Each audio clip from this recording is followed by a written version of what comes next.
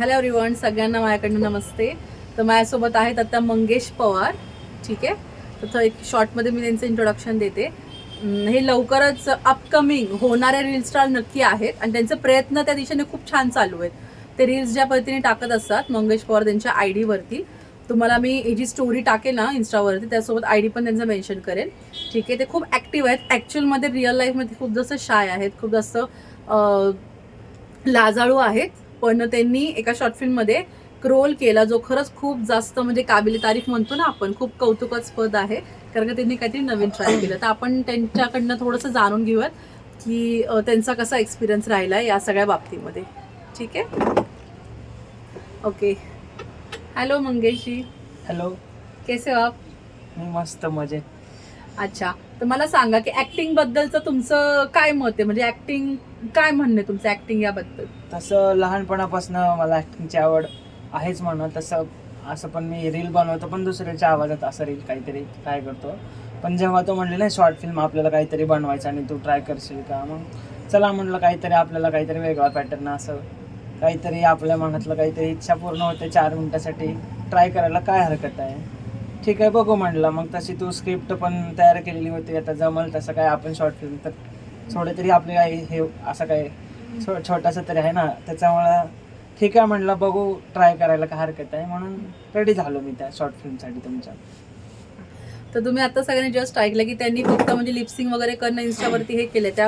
त्या नंतर अशी ऍक्टिंग प्रॉपर असं त्यांनी ट्राय नव्हतं केलं, पण त्यांनी याच्यामध्ये ते पण ट्राय केलं आणि त्यांनी खूप चांगला नवीन एक्सपिरियन्स घेतला. आणि तुमचा एक्सपिरियन्स ओव्हरऑल कसा राहिला जिद या शॉर्ट फिल्मसाठी, जेव्हा पूजाने तुम्हाला विचारलं की याच्यामध्ये छोटासा रोल आहे तो करायचा आहे वगैरे, म्हणजे शॉर्ट फिल्मच होतीच ती 4 मिनिटची, त्यात काही विषय नाही. पण तरी पण जेव्हा तुम्हाला विचारलं आणि तुम्ही कसं म्हणजे विचार केला आणि तुमचं शॉर्ट फिल्म रिलीज झाली, अपलोड झाली यूट्यूबवरती आणि लोकांनी जे रिस्पॉन्स दिले की छान आहे कसं आहे, तेव्हा तुम्हाला कसं वाटलं सगळं झाल्यावरती?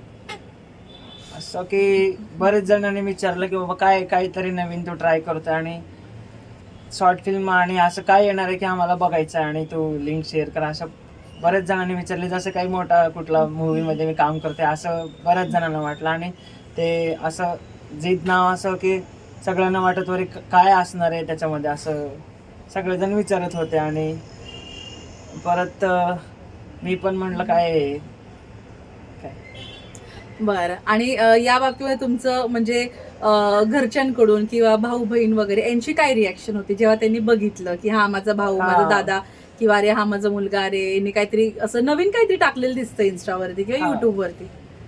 सगळ्यांना वाटलं काहीतरी काहीतरी बनवलं असेल आणि काय असणार आहे, असं सगळे उत्सुक होते बघण्यासाठी.